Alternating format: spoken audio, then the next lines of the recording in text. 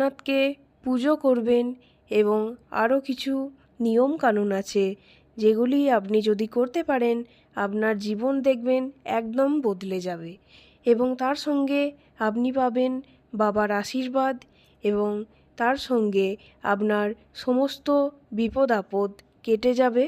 বাবা লোকনাথ সব সময় আপনাদের সঙ্গেই থাকবেন এবং সমস্ত বাধা বিপদ থেকে উনিই রক্ষা করবেন, কারণ ওনার একটি অনেক বড় শক্তিশালী মন্ত্র যেটি আমি বলছি সেটি হলো, রণে বনে জলে জঙ্গলে যখনই বিপদে পড়িবে আমাকে স্মরণ করিও, আমি তোমাদের রক্ষা করিব।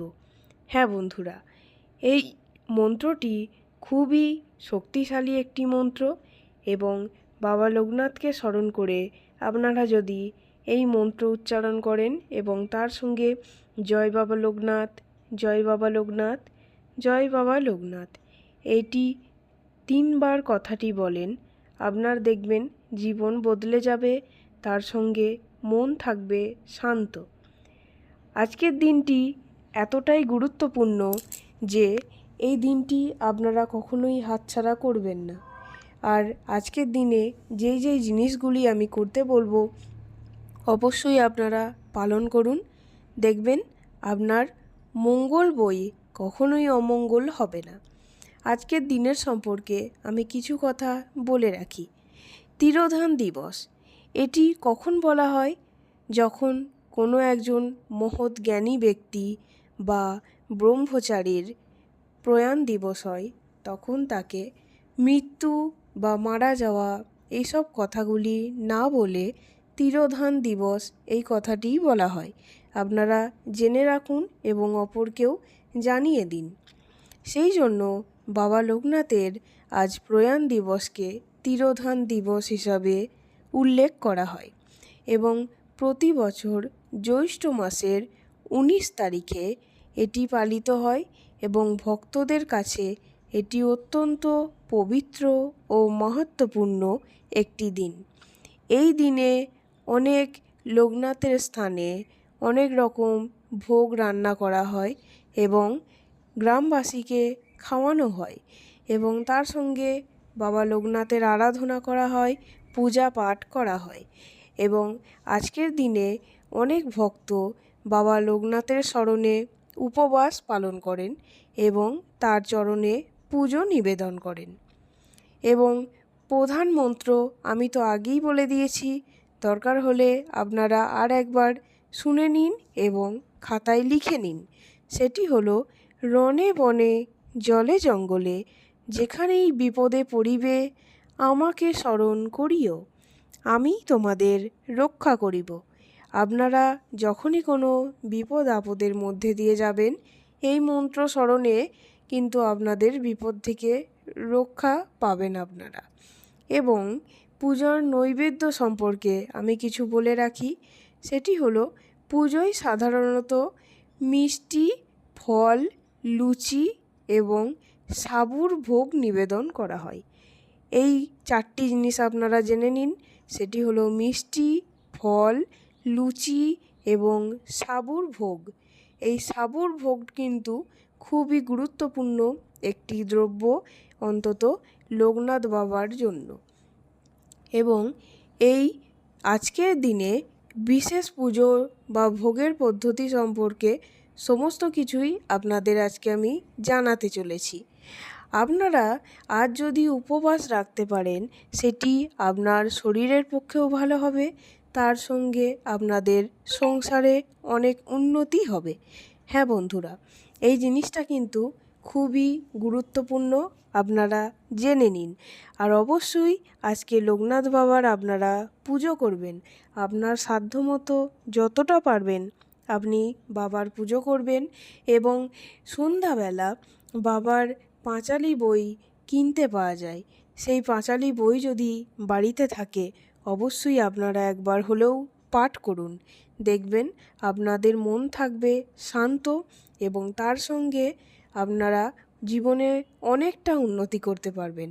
এবং তার সঙ্গেও বলে রাখি, লোকনাথ বাবার পাঁচালী বই এবং লোকনাথ বাবার অষ্টোত্তর শতনাম, এই বইগুলি যদি বাড়িতে আপনাদের থাকে, আপনাদের কিন্তু সমস্ত নেতিবাচক শক্তি অর্থাৎ যে কোনো নেগেটিভ শক্তি দূরে চলে যাবে, কখনোই সেগুলি আসতে পারবে না। যদি নাও পড়ার সময় হয়, অবশ্যই বাড়িতে রেখে দিন, আপনাদের উন্নতি সবসময়ই হতে থাকবে। এবং আজকের দিনে আরও কিছু তথ্য আমি জানাতে চলেছি, যেগুলি হলো খুবই গুরুত্বপূর্ণ। সেই সব জিনিসগুলি আপনারা জেনে নিলে আপনাদের অনেক উপকার হবে। সেগুলি হলো, আপনারা যখনই কোনো কাজ করতে যাবেন, যদি বাবা লোকনাথের নাম স্মরণ করে সেই কাজে আপনারা যান, আপনারা অবশ্যই সেই কাজে সফল হবেন। এছাড়াও এরকমও তো কাজ থাকতে পারে যেই কাজগুলি আপনাদের আটকে আছে অথবা কোনোভাবেই সাকসেসফুল হচ্ছে না। আপনারা সেই ক্ষেত্রে বাবা লোকনাথের নাম স্মরণ করতে পারেন। দেখবেন, আমি 100% গ্যারেন্টি দিয়ে বলছি, আপনাদের এই মনস্কামনাগুলি পূর্ণ হবেই। কারণ বাবা লোকনাথ বলে গেছেন, রণে বনে জলে জঙ্গলে যখনই বিপদে পড়িবে, আমাকে স্মরণ করিও, আমি তোমাদের রক্ষা করিব।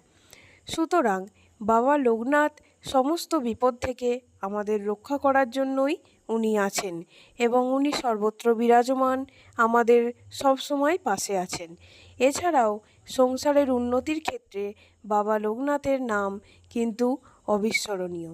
কেননা বাবা লোকনাথের নাম যেই বাড়িতে করা হয়, সেই বাড়ির আর্থিক উন্নতির দিক থেকেই বলুন বা সমস্ত রকম দিক থেকে উন্নতিতে ভরে উঠবে সংসার। এছাড়াও টাকা পয়সা কখনো অভাব হবে না এবং তার সঙ্গে নেতিবাচক শক্তি তো দূরে যাবেই। এছাড়াও বাবা লোকনাথ আমাদের সকলকে আশীর্বাদ করেন যাতে আমরা জীবনের মূল লক্ষ্যে পৌঁছতে পারি। এবং এই জীবনের মূল লক্ষ্য হলো কারুর কোনো ক্ষতি না করা, হিংসা না করা। জীবনে একটা আধ্যাত্মিক বিষয়, উনি সবসময় আমাদের সেই পথে নিয়ে যেতে সাহায্য করেন। আমরা যদি লোকনাথ বাবার পাঁচালী ও অষ্টোত্তর শতনাম পড়ি, সেখানে কিন্তু আমরা এইসবের অনেক কিছু কাহিনী শুনতে পাবো। এই সমস্ত বিষয় নিয়ে আমি আর একদিন একটি ভিডিওতে আপনাদের সমস্ত কিছু ডিটেলসে জানিয়ে দেবো। কারা কারা এই ডিটেলসটা জানতে ইচ্ছুক আমাকে অবশ্যই কমেন্ট করে জানাবেন। এছাড়াও লোকনাথ বাবার এমন কিছু জীবন কাহিনী আছে যেখানে উনি অনেকজনকে প্রাণ রক্ষা করেছিলেন এবং উনি যে কত বড় একজন মহৎ মানুষ, এবং মানুষ বলাটা ভুল, তিনি হলেন মানুষরূপী ভগবান এবং তিনি আমাদের সমস্ত বিপদ আপদ থেকে সব সময় রক্ষা করেই চলেছেন। 12 গ্রামে তিনি জন্মগ্রহণ করেছিলেন। এরকম নানা রকম তথ্য আমি আর একদিন আপনাদের সবার সামনে তুলে ধরব। এছাড়াও আজকে যে এই দিনটি, আমরা কিন্তু কখনোই সেটা মানতে পারি না, কারণ আমরা মনে করি যে লোকনাথ বাবা আমাদের সঙ্গে সব সময় আছে এবং চিরকাল তিনি আমাদের সঙ্গেই থাকবেন। লোকনাথ বাবার যারা অতি পরম ভক্ত, তারা সবসময় এটিই মনে করেন এবং লোকনাথ বাবার চরণে আমার শতকোটি প্রণাম। এবং তার সঙ্গে লোকনাথ বাবার নাম আপনারা অবশ্যই প্রত্যেক দিন করবেন। দেখবেন আপনারা একটা ভেতর থেকে শান্তি অনুভব করতে পারবেন এবং এই জিনিসটি আপনারা যদি প্রত্যেক দিন পালন করেন, দেখবেন আপনাদের জীবনে একটা অন্যরকম উন্নতি আসবে, যেই উন্নতিটা আপনি কারোর মধ্যে দেখতে পাবেন না। আমি নিজে এই জিনিসটি চেষ্টা করেছি, আমি নিজে ফল পেয়েছি, আপনাদের আমি সকলকেই জানাচ্ছি। এবং আজকের দিনে আমি লোকনাথের পাঁচালী অবশ্যই পড়েছি, আপনারাও পড়ুন, দেখবেন আপনার ভালো হবে। কমেন্টে লিখে যান জয় বাবা লোকনাথ। আপনাদের সকলের মঙ্গল হোক, ভালো থাকুন, সুস্থ থাকুন।